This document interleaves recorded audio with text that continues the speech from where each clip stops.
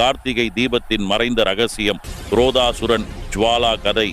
கார்த்திகை மாதம் வந்தாலே ஒவ்வொரு வீட்டிலும் மலையிலும் ஏற்றப்படும் ஜுவாலா தீபத்திற்கு பின்னால் ஒரு மறைக்கப்பட்ட கதை உள்ளது. அவன் பெயர் குரோதாசுரன், கோபத்தின் உருவம். அவன் கடும் தவம் செய்து சிவனிடம் ஒரே வரம் கேட்டான். என் கோபத்தை அணைக்க யாருக்கும் சக்தி இருக்கக்கூடாது. சிவன் சிரித்து கொண்டு வரம் வழங்கினார். நீங்கள் சிவபக்தர் என்றால் வீடியோவை லைக் செய்து ஓம் நமச்சிவாயம் என்று கமெண்ட் செய்யவும். அந்த வரத்தை பயன்படுத்தி குரோதாசுரன் உலகமெங்கும் அனைவரின் மனதிலும் கோபத்தையே விதைத்தான். மக்கள் சமாதானம் இழந்தார்கள். பல கிராமங்கள் எரிந்தன. தேவர்களே ஒருவரை ஒருவர் அடித்து கொண்டார்கள். தேவலோகத்தில் குழப்பம் ஏற்படுத்தி அழிக்க துணிந்தான். திருவண்ணாமலையை சுற்றிய முனிவர்களின் தவமும் அவன் கோபத்தீயால் சாம்பலானது.